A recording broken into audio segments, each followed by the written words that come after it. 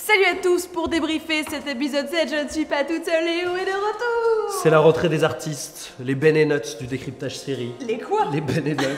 D'ailleurs en parlant de nuts, tu ne crois pas si bien dire parce qu'on parle beaucoup de couilles dans cet épisode, hein. Plein de personnages posent leurs couilles ou pas, hein. Sion n'en a pas et ça lui a bien servi au final. Enfin on va en parler de courage et de couilles dans le meilleur de l'after. Comme on pouvait s'y attendre, la clé de cet épisode, c'est la rencontre au sommet entre quasiment tous les protagonistes de la série. C'est un peu l'ONU qui se rassemble. C'est pas forcément un truc qui est décisif dans la suite de la série, mais c'est vraiment le moment que tout le monde attendait. Des gens comme Cersei et Jon qui ne se sont jamais rencontrés, alors que c'est quand même deux des protagonistes les plus importants de la série. Bah et Daenerys surtout, et Cersei. Elles ne se sont jamais vues, elle la traite de petite pute aux cheveux argentés. Comme d'habitude, Cersei fait pas trop dans la délicatesse. Soit dit en passant, Daenerys qui arrive un peu comme une princesse sur son dragon alors tout le monde est venu, tu sais, autrement à pied, à pince normal. Elle arrive un peu, c'est la meuf qui arrive en soirée en Uber. C'est une gamine. Ah, elle m'a saoulé. Elle vient, elle est là genre, hey, c'est mon dragon. Et tout le monde, il y a plein de petits personnages, mais c'est ce qui donne aussi le côté marrant de cette scène, c'est qu'il y a plein de petits personnages qui forment des duos un peu clin d'œil, rivalité. Ouais, antagonistes. Au-delà de la ouais. conférence qui décide de l'enjeu de l'humanité, enfin oui, c'est un peu le sommet, le maxi sommet. Il y a plein de petits duos qui un peu font les fanfarons. Je pense au frère Clegane. Alors il n'y a pas eu d'affrontement. On attendait quand même un Clegane Ball, tu vois. Mais l'autre il lui dit, hey, il y a un truc qui arrive pour toi et tu sais très bien ce que c'est. En tant que fan atomique de Sandor Clegane, je ne peux qu'espérer le Clegane Ball. Après, je pense pas que ça se passera dans une arène, un truc un peu sérieux, mais selon toute vraisemblance, Sandor va tuer son frère dans la saison 8. Et on a surtout Tyrion et Cersei qui se revoient. Ça faisait longtemps. Surtout qu'à chaque fois qu'elle le voit, elle a globalement envie de le buter. D'ailleurs, on voit Cersei qui refait un coup à la Cersei, hein, donc qui dit qu'elle va se battre aux côtés des autres pour sauver tout Westeros des marcheurs blancs, des Whites, des Night Kings et du Dragon de Glace. Qui retourne sa veste, telle Cersei Lannister, méga surprise, au dernier moment, et qui en fait, Euron est pas du tout parti en mode gros lâche sur son île de fer, il est parti chercher la compagnie dorée à Essos. Le problème, c'est que Tyrion essaie de convaincre Cersei de changer d'avis, mais moi je me demande ce qui s'est passé parce qu'on voit pas la fin de la discussion. La question c'est, est-ce que Tyrion est très con ou est-ce que son allégeance envers Daenerys, on peut la remettre en cause et il marche en quelque sorte avec sa sœur, il essaye de se racheter. Tu penses qu'il peut trahir Dany, toi?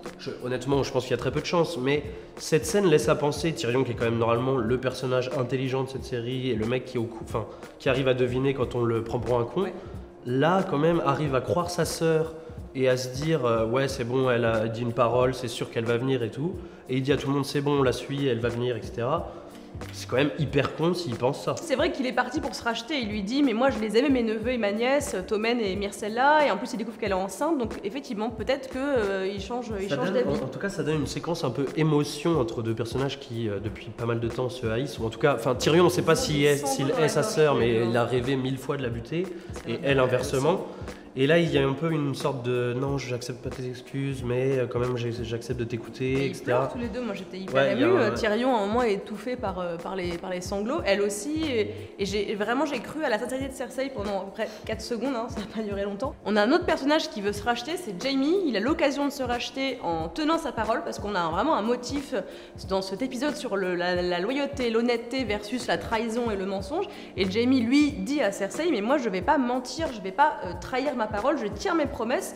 Et il peut se racheter parce qu'on rappelle que c'est quand même le Kingslayer et qu'il a une sale réputation. Surtout le mec qui est quand même connu pour ne pas respecter ses serments et tout. Je pense qu'au bout d'un moment, malgré tout l'amour qu'il porte à sa sœur et qu'on voit quand même un peu décliner parce qu'elle vrille un peu totalement même, il saisit l'occasion en gros de plus ou moins se racheter par rapport à tout son passé et dit clairement à sa sœur, moi ce sera sans moi. Il n'y a pas de trahison ultime comme tu comptes la faire, je respecterai mon serment et je suis les autres combattre les marcheurs du Nord. Du coup, on les voit se quitter, enfin se séparer alors qu'elle est quand même enceinte de leur enfant. Pour le coup, j'étais vraiment comme ça parce que c'est c'est un personnage que j'adore et qui est clairement en train de devenir un de mes personnages préférés. Et quand je le vois avec la montagne dans le dos, qui commence à dégainer son épée et Cersei qui acquiesce pour le buter, je me suis dit, ah non, putain, pas une mort comme ça. Je me suis dit, effectivement, s'il tue Jaime de cette manière, mais là, pétition, manifestation, grève de la faim. C'est un peu un pas de plus vers la théorie du Valonqar et que Jaime serait le responsable de la mort de sa sœur, parce que je vois pas. Chez Cersei, il y a rarement de marche arrière, tu vois. Là, ça y est, il a pris une décision, elle l'a prévenu. Je pense qu'ils vont se retrouver à un moment et que Cersei résistera pas à son frère. Changement de décor, on va plus au nord. Arya, Sansa, qui nous ont offert quand même une super scène et une belle surprise parce que moi j'ai été vraiment pris par le tricks. J'y ai cru totalement. Le twist, je ne l'ai pas du tout vu venir. Je me suis dit, Sansa a vrillé. Comme C'est-à-dire depuis. qu'on adore détester Sansa, quoi. Là, on toi, a surtout raison. toi, Ouais, surtout toi. C'est vrai que moi j'ai commencé à me dire, mais la meuf a pété un boulon en fait, elles sont toutes folles, les 3 meufs qui veulent être sur le trône. Et j'ai vraiment pensé qu'elle n'avait pas compris que Baelish était à l'origine de toute la manipulation pour la tourner contre sa sœur. Et j'étais vraiment surprise quand elle dit, mais en fait, ma sœur vous a posé une question. C'est super belle scène, grosse tension, même visuellement, c'était un peu cette salle du trône un peu sombre, avec tous les soldats autour. Arya toute seule, on a l'impression que c'est vraiment l'accusée, et bam, le contre-coup, et puis enfin, et la boucle est enfin bouclée. Littlefinger qui saute. C'est vraiment le personnage qu'on adorait détester, mais du coup, quand il meurt, on est quand même. Surtout qu'il meurt pitoyablement. Oui, à genoux, en train de chouiner, mais je t'aimais, mais on pouvait s'y attendre, en même temps. Mais on avait un peu prédit que la boucle serait bouclée, que le poignard qui a servi à tuer des gens des Stark, qui a failli servir à tuer Bran, reviendrait à son expéditeur, qui était Littlefinger. Ils ont quand même le meilleur témoin du monde, c'est-à-dire le mec voit des trucs où il n'est pas là. C'est quand même, en termes de justice, on est assez bien. C'est pas très démocratique comme processus, hein, c'est vrai. Très très expansif comme d'habitude, Bran, on te remercie pour ta prestation. Ouais, mono-expression, Bran, je le savais, Ouais, je sais de quelle couleur est ton caleçon dès que tu rentres dans la pièce. Avec cette séquence, on a en tout cas la confirmation que Sansa devient de plus en plus une bonne gouvernante, une vraie chef de guerre qui arrive à démonter des complots qui sont pas évidents. C'est vrai qu'on sent l'évolution du personnage de Sansa depuis quelques saisons maintenant. Alors elle a survécu à des trucs immondes, mais surtout elle dit de nombreuses fois qu'elle a vu Cersei régner et gouverner et qu'elle a beaucoup appris d'avoir vu Cersei sur le trône. Donc les do's and don'ts, hein, qu'est-ce qu'on fait pas quand on est reine. Et c'est vrai que là on se rend compte qu'elle a vachement mûri et qu'elle a beaucoup appris de ses erreurs passées et qu'on peut plus la lui faire à l'envers du tout. Je pense que Sansa se pose vraiment comme la grande reine du Nord dans le futur et c'est une place qu'elle mérite de plus en plus. Et ben du coup, après tant d'attente, on connaît le vrai prénom on connaissait le nom déjà, on se doutait, et on connaît le vrai prénom de Jon Snow. Et il s'appelle, quelle surprise, Aegon. Niquez entre vous, ok, mais trouvez des prénoms originaux, tu vois. On se croirait dans une école du 11e. Même les dragons s'appellent pareil que les enfants, donc comment tu fais au bout d'un moment? Le prénom de Jon, Aegon Targaryen. Aegon était le premier roi qui a créé le trône de fer, avec d'ailleurs, on l'a appris dans les livres, hein, mais les épées, c'est ça de ses ennemis, c'est ça. Qu'il a vaincu, ouais. C'est pour ça qu'il y a les épées sur le trône de fer, attention, révélation. Jon Snow, Aegon est donc le digne héritier avant Daenerys du trône de fer. Alors le problème, c'est que ça y est, ils ont consommé à leur passion interdite. Dans une scène d'ailleurs où on apprend sa vraie identité pendant qu'on a les images week-end. Moi j'ai une petite nausée quand même, j'ai fait un petit... Un beau fessier bien galbé du côté de Jon Snow. On a vu le boule de Jon Snow. Le boule de neige, tu l'as? Bon, le problème c'est qu'ils ont Ken, c'est son neveu, c'est sa tante. Qu'est-ce qui va se passer quand Jon va l'apprendre? Parce qu'il va l'apprendre. Ça risque d'être une des clés de la saison 8. Ils sont quand même tante et neveu, ils sont clairement amoureux, je pense qu'on peut le dire. Même si c'est une habitude familiale, je pense pas que Jon soit dans ce délire-là, clairement. L'autre question, c'est la fertilité de Daenerys. Alors, c'est vrai que Jon lui dit, mais tu veux vraiment croire une sorcière qui t'a mytho, quoi. En gros, il lui dit, mais je crois que tu n'es pas du tout stérile, c'est la sorcière. Et c'est vrai que la sorcière, elle avait de quoi en vouloir aux Dothraki, qui l'avait violée, enlevée, elle était pas très contente, donc... Rancunière. Oh, c'est vrai. Oh, toutes ces femmes-là qui en veulent aux hommes, qui sont violents avec elle. J'étais sûr qu'on allait en arriver là. Ouais, c'est vrai. Mais que voilà. Non, mais en gros, ce qu'il faut dire aussi, c'est est-ce que je pense pas d'ailleurs qu'ils vont recoucher ensemble une fois qu'ils seront la nouvelle. Non. Je pense que ça risque de changer pas mal de choses. C'est un petit Et one-shot. est-ce qu'en one shot, leur fertilité incroyable combinée peut aboutir sur un enfant, ce qu'on appelle un one shot kid? Et oh, tu viens de l'inventer ou pas? Ouais, complètement. Pas mal. Complètement. Dépose-le. Et ce qui serait à ce moment-là l'héritier un peu ultime? Ah bah, ce serait effectivement la descendance directe targaryenne et qui survivrait à tout et qui pourrait monter sur le trône. D'autant que cette naissance est assez logique finalement dans le cycle vie-mort-vie qu'on a chez les Targaryens. Elle a perdu un de ses bébés, un de ses dragons, mais elle va en retrouver un a priori. Il y a un dernier truc qu'il faudrait signaler qui passe assez rapidement sur cette scène, c'est quand même la présence de Tyrion en témoin guest un peu qui surprend les deux lovers, enfin la tante et le neveu du coup, c'est un peu... et qui, on voit un visage assez renfrogné, il semble pas du tout apprécier le concept. Non, je pense que c'est pas une question de jalousie, a priori il est pas amoureux de Daenerys, ça m'étonnerait beaucoup quand même. Pas de l'amour, mais d'une influence peut-être, il a peur de perdre de l'influence. Je pense qu'il a peur de perdre l'influence parce qu'il voit bien que c'est une femme qui réagit, et il en parle à Cersei, il lui dit c'est quelqu'un qui réagit de façon extrêmement impulsive, et moi je suis là pour calmer ses ardeurs, et on l'a déjà vu faire une petite épopée fantastique en dragon parce que Jon était en train d'essayer de ramener un White. Elle est partie en dragon, elle a perdu un dragon par amour déjà, parce qu'elle était déjà amoureuse de Jon, donc je pense qu'il a effectivement peur qu'elle prenne des décisions assez irréfléchies, aveuglée par l'amour qu'elle a pour son neveu. Et ça décrédibilise un peu de l'autre côté Jon au nord, parce qu'il s'allie à un Targaryen qui est quand même vraiment la famille hyper ennemie du nord, ils le disent d'ailleurs dans cet épisode. Ils ont fait énormément de massacres, causé énormément de victimes dans le nord, donc pas sûr que ça passe bien. Peut-être que Tyrion voit le truc en plus large en se disant c'est quand même pas hyper bon, mais je sens quand même un peu une pointe de jalousie, pas forcément de l'amour, hein, je parle pas de ça, mais ça va devenir son principal conseiller et moi qu'est-ce que je deviens là-dedans. Et la scène tant attendue est arrivée, le mur s'écroule avec la nouvelle monture du roi de la nuit, le dragon de glace. Petit clin d'œil encore une fois Axel qui nous l'avait prédit depuis à peu près 1 an et demi, qui nous saoulait un peu avec son dragon de glace, mais elle a eu raison. Donc le dragon crache une espèce de feu magique, parce qu'on rappelle que le mur a une espèce de pouvoir normalement qu'empêche... Soyons francs, il est complètement cheaté ce dragon.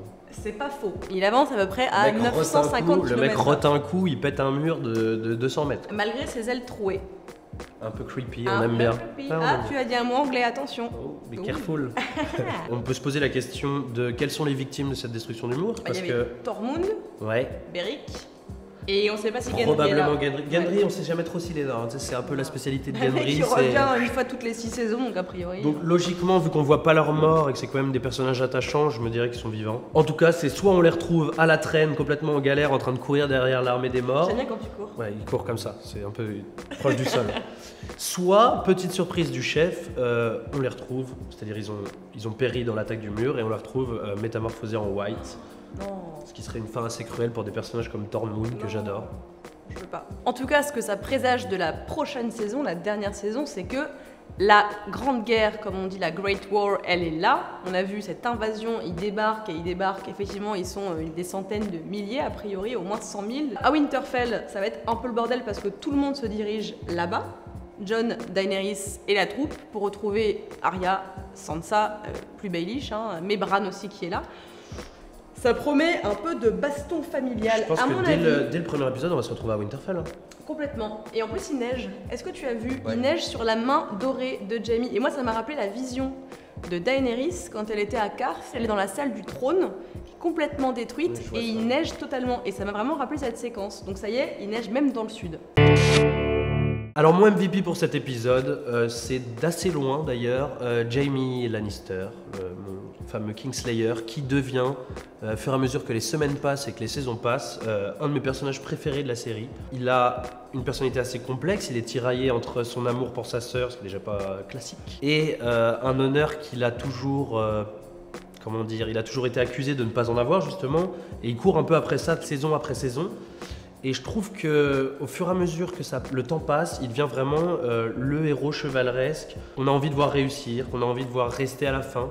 J'adorerais, c'est une des possibilités que ce soit Azor Ahai. J'aimerais vraiment qu'il termine cette série en étant vraiment le grand chevalier blanc et celui qui a apporté une pierre incroyable à l'édifice pour résoudre cette grande guerre qui s'annonce. Moi, je vais pas te contredire totalement parce que j'aime beaucoup Jaime et c'est vrai que son cheminement personnel, intellectuel, etc. est hyper intéressant, mais on peut dire la même chose de Sansa. Sansa, c'est mon MVP, c'est ma MVP de cet épisode parce que on l'a abordé plus tôt. Sansa, c'est la même chose. Elle a commencé en étant une petite fille qui s'est fait marier avec des espèces de raclures. C'est une survivante de viols, d'abus psychologiques, d'abus sexuels. Elle a vachement appris de Cersei. Comme on dit tout à l'heure, elle a appris à être reine. Ça y est, on voit qu'elle a vraiment pris du poil de la bête à fond. C'est devenu une dure à cuire. Et d'ailleurs, j'en profite, dure à cuire, pour parler 2 secondes des costumes.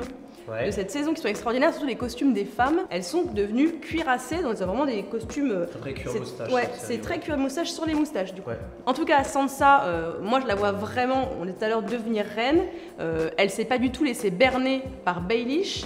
Elle s'est pas retournée contre sa sœur, au contraire, elles ont une alliance qui est encore plus intense qu'avant. Ces deux personnages qui ont en tout cas, selon moi, un truc en commun, et c'est peut-être ça la chose la plus importante dans Game of Thrones, c'est arriver à dépasser certaines choses, arriver à évoluer au fur et à mesure de la série.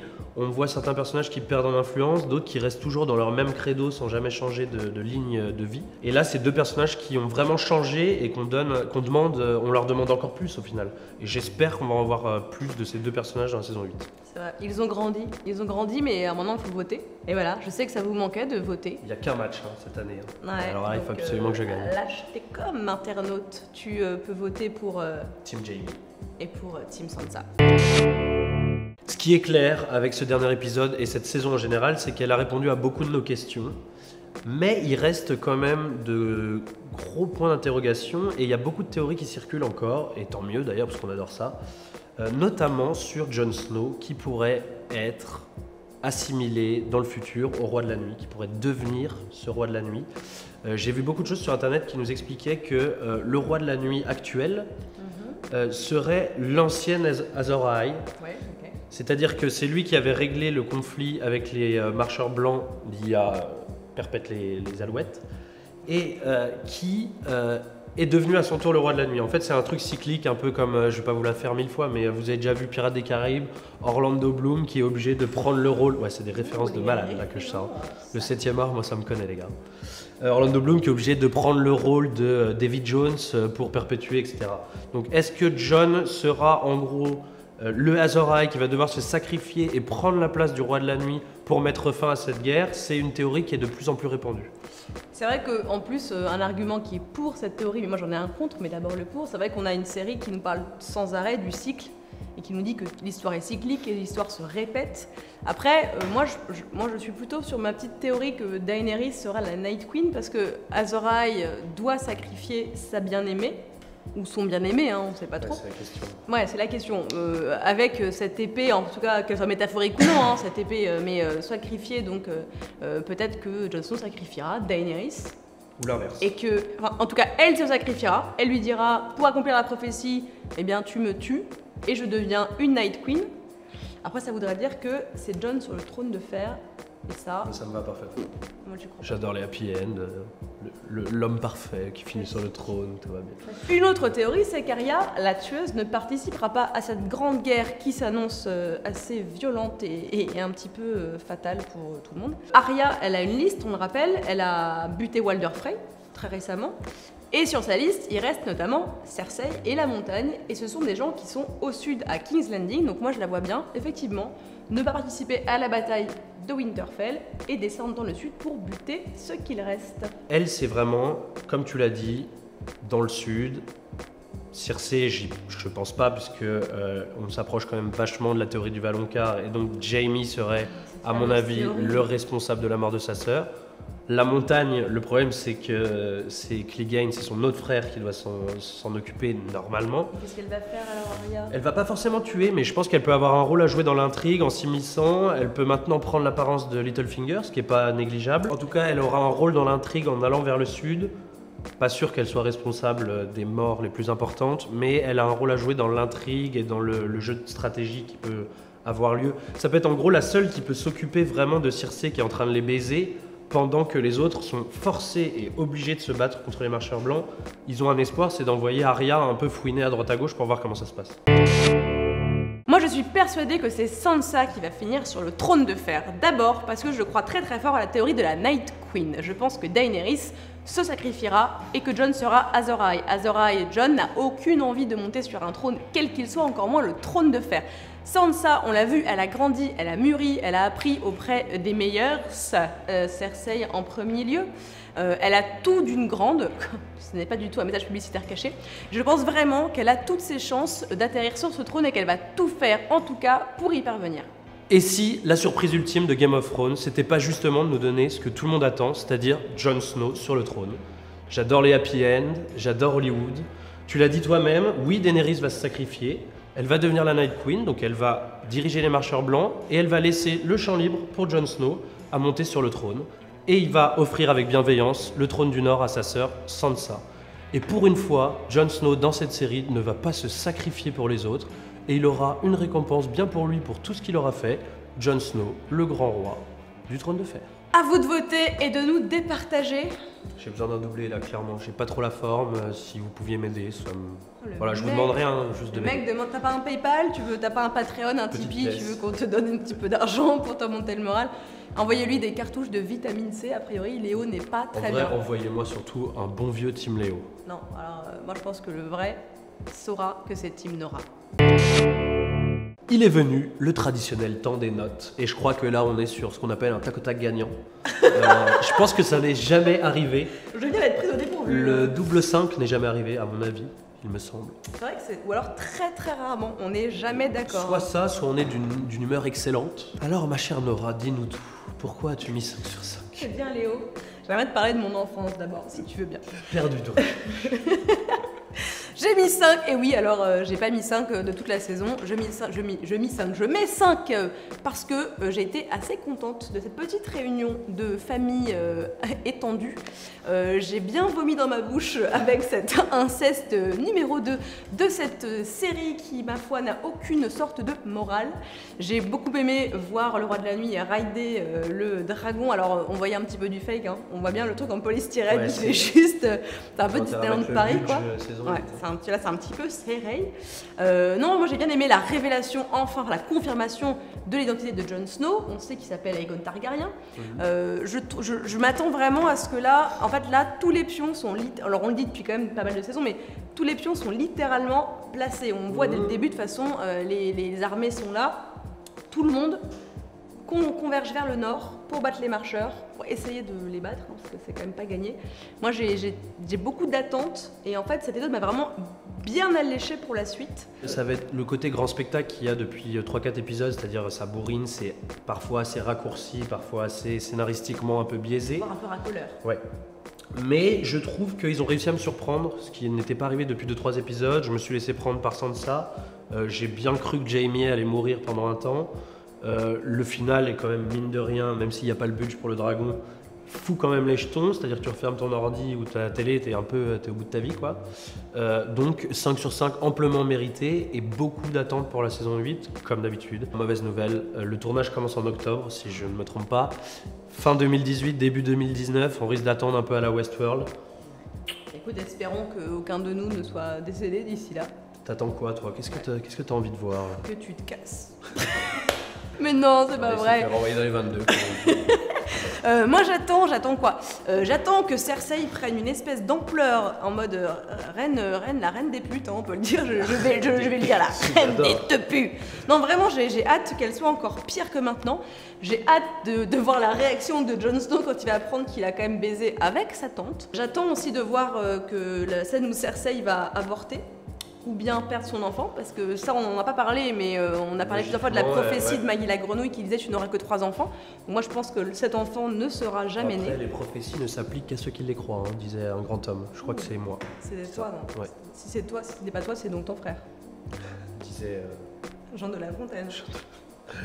Ça part complètement en cacahuète cette fin de vidéo. J'attends Theon Euron. Et deuxième chose, puisque ça concerne un de mes personnages préférés qui est Sandor Clegane, je veux voir ce combat, rien qu'en termes de spectacle, la montagne contre The Hound, c'est ça il me semble.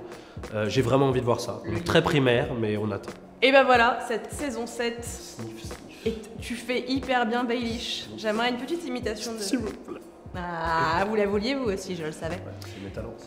C'est ça. Alors pendant 2 ans, vous ne verrez pas les talents d'imitation de Léo. Vous n'entendrez pas nos blagues de merde sur Game of Thrones.